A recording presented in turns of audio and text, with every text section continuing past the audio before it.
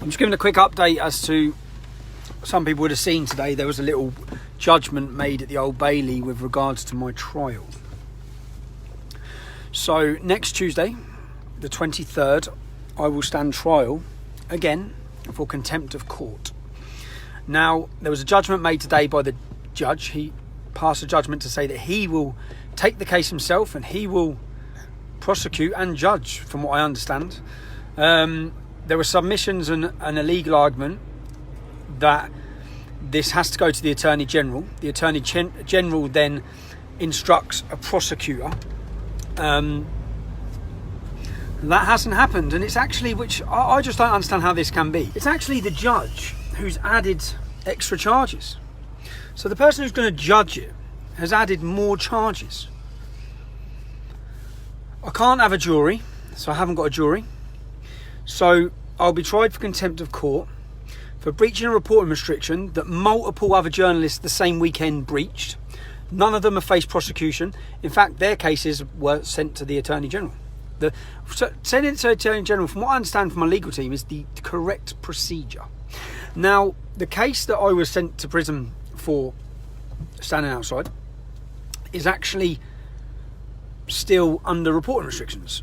So I believe there's a legal effort by journalists, why it's taken them this long, but they're going to put a legal effort on Thursday to try and have this reporting restrictions lifted. Why they didn't do that in the first place? Why were there these blanket reporting restrictions that you can't talk about this case whatsoever, or you'll be put in prison? The journalists are now going to try and lift the reporting restrictions, and if they're lifted, then we can all find out the details, can't we, about what's gone on, where there's a lot of details to come out. But I've been in a legal meeting today as well up in Manchester with solicitors to look at all the cases that I want to have against the Sunday Times, against the police, against the prison. To be able to fight these cases, this is where it's impossible. Yeah, to be able to fight these cases, the charges, it's insane.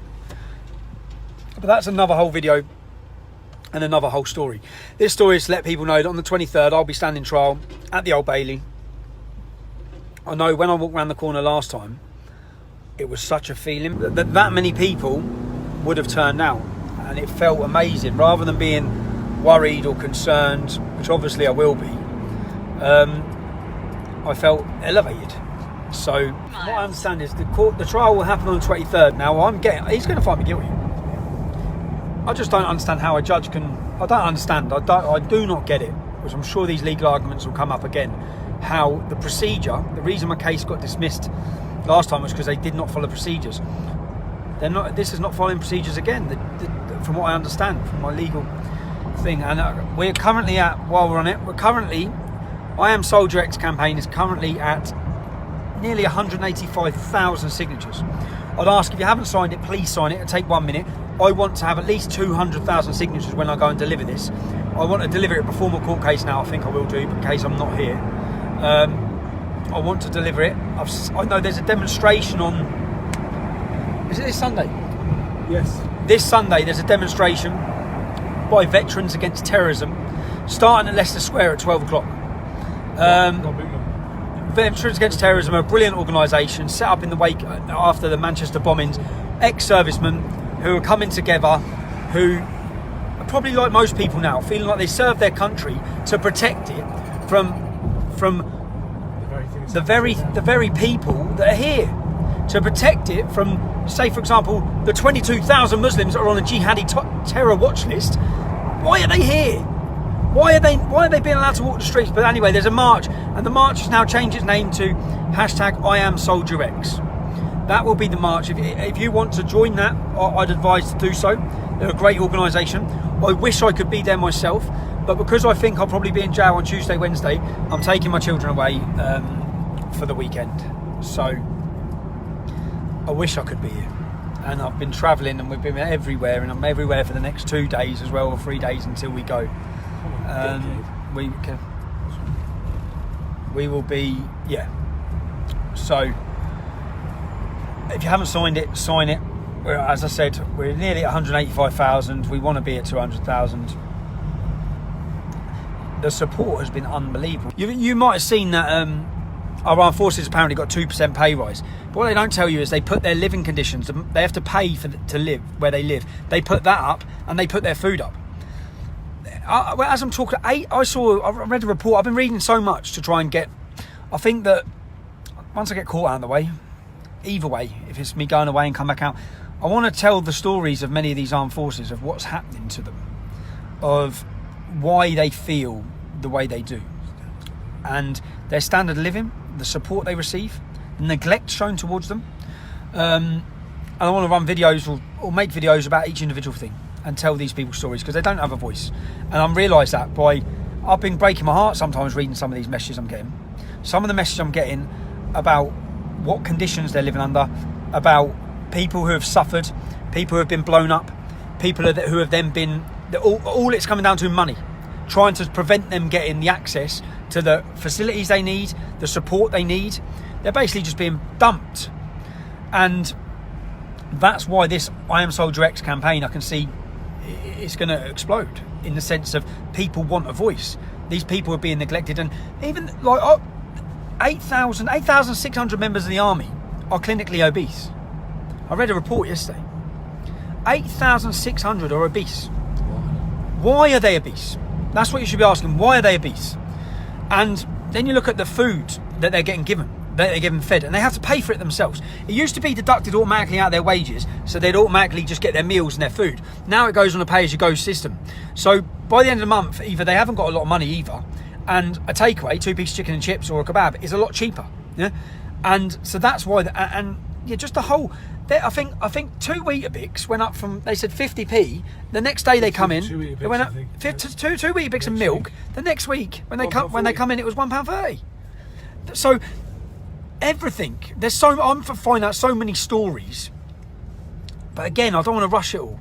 I want to tell each individual point to each one of them, and to see. I'm speaking to so many. It seems like they're fed up. I spoke to one lad who said that if we went to war tomorrow, he reckons half the lads would walk off. We're a defence force, not because they're fed up. And they don't feel what they're defending. They don't feel. And if you're in this and you're working in the public service at all, if you're a policeman, I've got a policeman from America who's just sent me a picture of him in his uniform saying hashtag I am Soldier X. If you're in the police force in Britain and you feel you can't do your job because of the political pressure, because of the diversity or rules within the police force, etc., you're not getting the promotion you're supposed to get because of all of these things, show your support to the I Am Soldier X campaign. Police officers, if you work in the hospital, in the NHS, if you're doctors, if you're nurses, every sector of British workforce that's government controlled, they're forcing these agendas through. Yeah, they're forcing them through. And people are feeling it. And you can see they're feeling it. I can see they're feeling it in the messages I'm getting and the conversations I'm having. I'm not just speaking to low-level people within the army, within the armed forces. This is all the way to the top. I've had conversations with warrant officers. I've had conversations with so many people this week that's making me realise, Jesus, so many captains who are just disgusted, squadron leaders who are disgusted with the fact that they're throwing one of our own, they're sacrificing, that's what they're doing, they're sacrificing a 17-year-old boy's life and future because of the Muslim Council of Britain. That's what they're doing. They're sacrificing a man. And you can see by the responses by all the armed forces who are putting their messages up, we never leave a man behind. We stand with him. They're letting the country know that the members of our armed forces stand with that 17-year-old boy. They don't stand with me. No, that's not what this is about. This isn't about standing with Tommy Robinson. This is about standing with that boy. Standing with him against the Muslim Council of Britain, who have signed declarations to say that our armed forces are legitimate targets of terror attacks, legitimate targets for suicide bombings in Iraq. That's what they signed. The Muslim Council of Britain are an extremist organisation that currently have the leadership. And again, when I say the top brass, it's not all the top brass, but there is a problem here. There is a problem, just like in the police force. When you get to the top of the police force, they are politicians. They're not police. Look at that copper who sat in his car and watched as Khalid Masood murdered one of his own. Your ordinary Bobby, your ordinary police officer on the street wouldn't have sat in the car.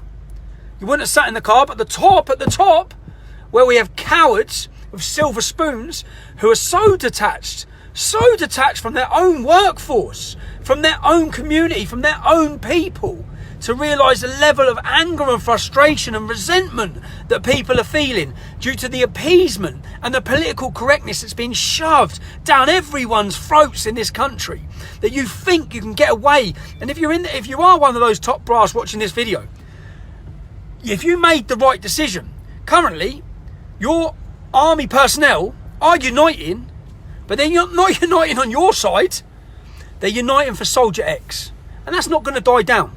And so long as I'm out here, I'm not going to let it die down. I'm going to continue to push this. And I don't want to be working against my own British Army or my own government. But what we want you to do is show some respect to your own citizens who are willing to sacrifice their life to protect us and our freedom. And you think you can throw them under a bus like that? So do the right thing. Come out publicly and let people know Soldier X is not losing his job. Soldier X has a career, something he wishes to do. And then there's no need for I Am Soldier X campaign. Well, actually, I think there is now. I think it's gone way beyond that now, because there's so many problems within the armed forces that I'm hearing that they're not allowed. I know they're not allowed to join a union. They're not allowed a spokesman. They're not allowed a voice. I'm happy to be that voice. I'm happy to bring to the top or highlight the problems and the disgusting way that they're being treated. You send them off to war. They get life. And you know what, on the worst case, this march on Sunday for the Veterans Against Terrorism is a march against post-traumatic stress disorder. We was at the services, 2 days ago? We was at the services and another lad come up to me who was discharged 2 years ago because he had post-traumatic stress disorder. Just discharged, see you later. Yeah. We've had our use of you. We've had our use of you. See you later. That's how it is. Now, you've got enough money in this country to, and even if you look at foreign aid, you plough our money. You ask the British public where they want their money to go, yeah? It's not going to be to Afghanistan, Iraq or Syria. They're going to want it to be spent on our armed forces and the help and support that they need. The mental help they need, all of the help that they need. There should be no cost, no worry about money. The embarrassment of the way our country treats our veterans is a disgrace. You compare the level of respect that American armed forces get to ours, it's an absolute laughing stock. It's disgraceful.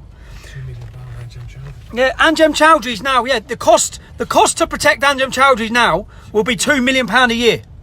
Whilst we've got, I think 60% of the people in London sleeping on the street are ex-members of our armed forces. And the reason on the street is because they're mentally suffering. They're mentally suffering because of what they've given for our country. They've gone and willingly put themselves in a situation where they will suffer mental torment for the rest of their life. And whilst they have that mental torment, what are you doing for them? Nothing.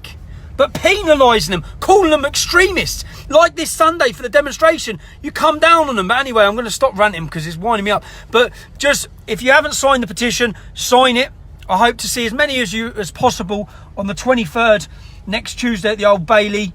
We have a stage, we have a PA system. What I was gutted about last time, when I come out of that court, that you people who have travelled to London to see me, and I want to shake individually every one of your hands. I won't leave on Tuesday if I walk out of that court until I've met every single one of you. To thank you personally, from me, to thank you for the support, because it gives me an immense feeling that where I may go into prison on my own, but I know I'm not alone. And I know that by the masses of support.